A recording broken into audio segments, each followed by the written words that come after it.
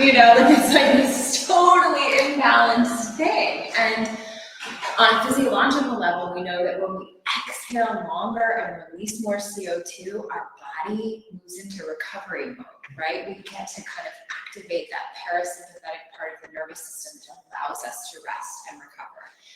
And so, you know, just all of these ways of playing around with the breath have a tremendous impact on how we feel in our body. We saw that last month with the alternate nostril breathing. But Samarvriti is just like, it's so basic, it's so simple, it's so unsexy, but it's really profound. The experience of balancing out the two sides of the breath in our body and finding consistency. And so all month long, we've been using the fingers to count the length of each part of the breath. And all these questions have emerged. Like, I think it was last Friday, we talked about, wait a second, there's also this part at the top of the breath in where I'm totally full and there's a pause. And there's this spot at the bottom of the breath out where I'm totally empty and there's a pause. And last week we learned there's a word for that in yoga. It's the kumbhaka, is the top of the breath, that full. Kumbhaka means jar, like a vessel, like a clay vessel. Like, what are you holding? What are you full of? And the great chakra is that totally empty. And you're like, wow, there's so much going on to this breath that I am breathing all of the time. So it seems so simple, but there's so much that we can start to notice and so much we can start to harness when we begin to work with this thing that is always with us. So today, I can start with working with a 4-count breath. And I'm right hand dominant, so I always start with the right and you inhale. It's the first finger, the middle finger, the ring finger, the pinky finger. That's 4 counts. Exhale, 2, 3, 4. So you're just tapping out the breath. And that way you can make it a little bit longer. You can go slower with your fingers, which is going to be the invitation for all of us to go slower.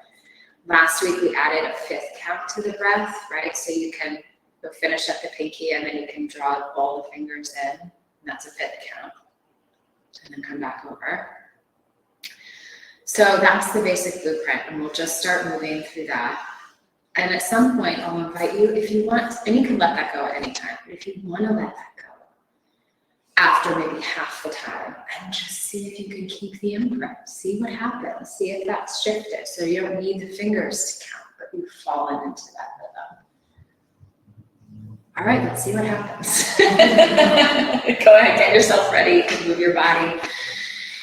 And just begin to place it in a place that feels like you can stay. And that's truly the skill of meditation that we're working on right now. The first level is coming back. When we wander away, when our mind goes somewhere else, we come back. And when we work with this prolonged concentration method, we're practicing not only coming back, but beginning to stay. So go ahead, let's take a few blank breaths in through the nose. And you can open the mouth to exhale. Blank breath in through the nose. Open the mouth, exhale.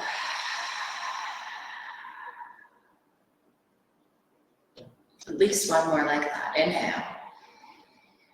And you can hold at the very top, that kumbhaka, the pause at the top. And then open the mouth, exhale.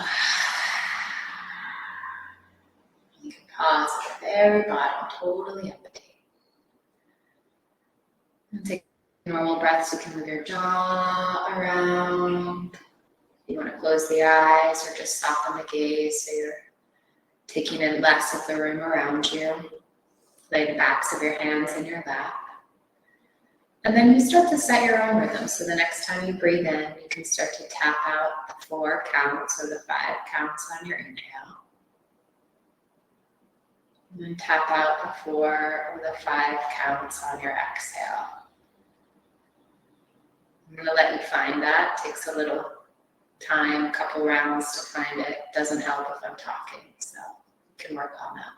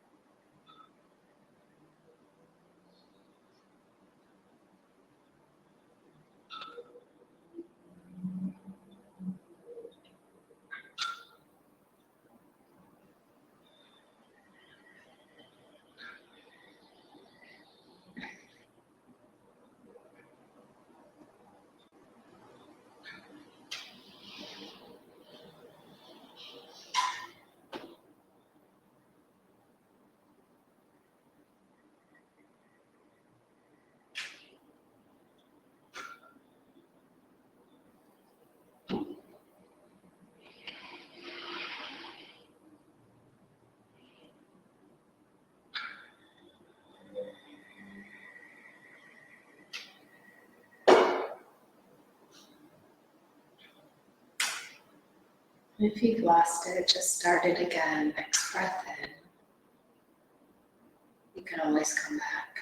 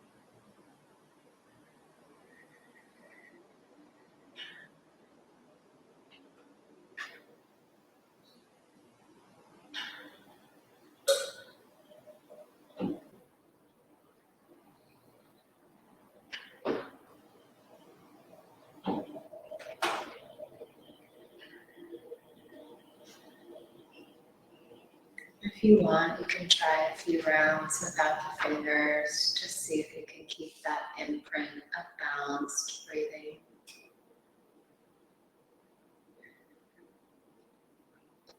And you just notice the difference.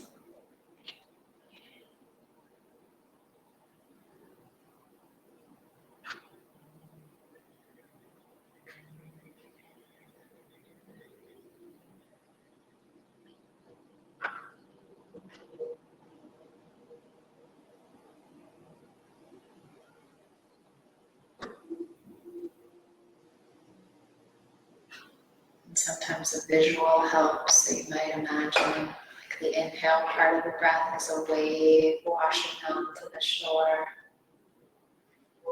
And the exhale part of the breath is the wave receding, retreating back out to the ocean. Just kind of a smooth, circular, even quality to the breath.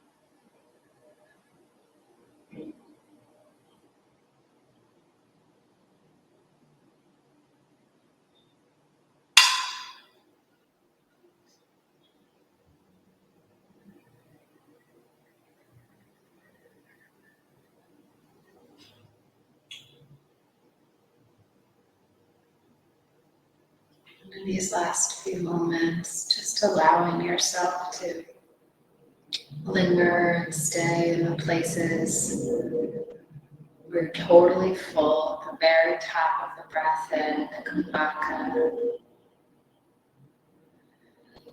and where you're totally empty at the bottom of the breath out, the Re chakra.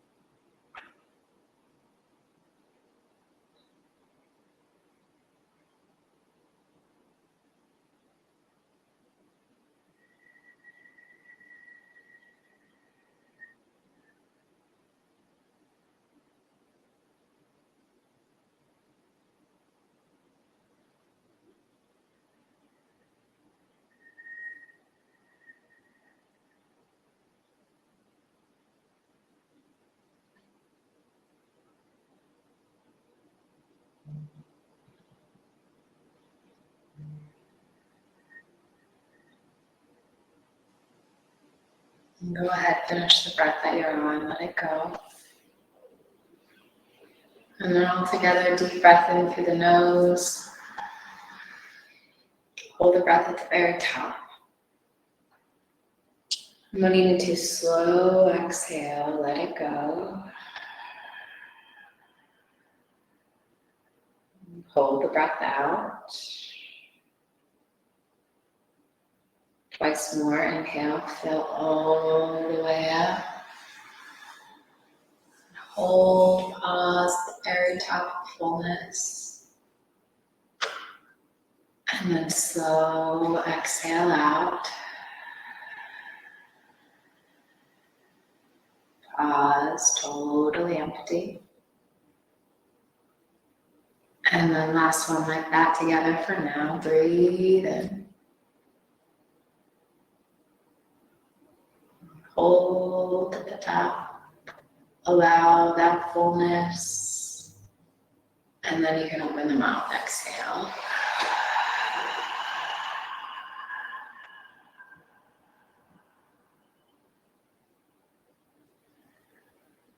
And then just resume normal breathing with your body.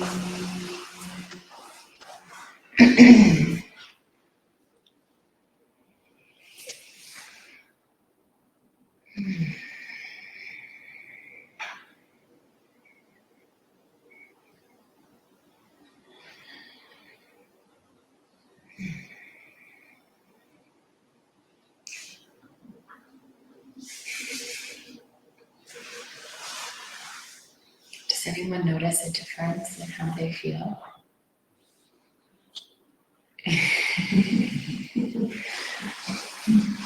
Worse? Very.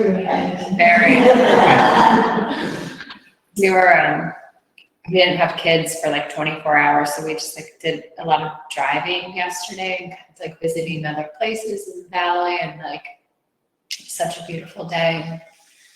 I was like, oh, this is like letting your brain breathe, just like being in the car, just like not needing to do, right? Or like produce, just like that kind of free, breathing space for your brain. Mm-hmm.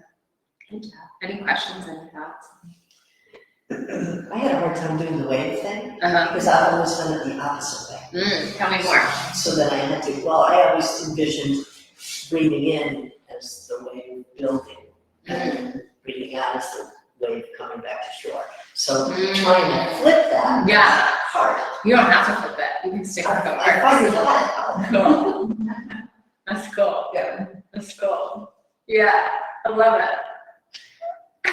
So now I can go either way. Yeah, go your ambidextrous with your breath and your brain. That's good. Yeah, you know what? It's like you're all super wise folks here, but like there's a lot of different techniques just because there's a lot of different ways in. And it's not that you need to know, like keep hopping through a bunch. Like if you find something and you're like, no, that's the way it works for me, then like keep doing that. I think like the unwisdom becomes like when I was like, well, let me try this is the new thing. Let me try that. That's the new thing. Like you never get to go deep on one thing in that way if you're always dabbling. So, yeah, if I'm ever telling you something doesn't work, you don't have to do it. But I appreciate you coming along for the way, Friday. Anything else? Any other thoughts or questions? And then that sort of physical component of the fingers, that was really kept it like in your body. So that was nice. I find it easier to do something with it's like life, right? We like are constantly looking for something to do with our hands. So I don't know if this was supposed to be part of it, but I was trying not to count. Oh, when I stopped my fingers, that was really hard too. Yeah. It's really hard not to count. And once you start, it's really hard to stop. Right? Yeah. You say one in your mind. Yeah. 2, 3, 4 is counting. It's like all the very musical people who like have an innate sense of rhythm probably have like an advantage over me where it's like they're just like, no, I don't like I know it. I don't have to I just know it. You're always like in that 4-beat rhythm or something. That's good. I don't know, it's like mindful multitasking when you have to do the fingers and the counting and the breath. Your brain can't really go a million other places, or it will, you know, but then you're like, oh, we come back. There's like a fullness to it that I find helpful. Yeah. Okay. Well, good job, everyone. Thanks for playing along. We've got a couple more weeks of that, and then we'll find something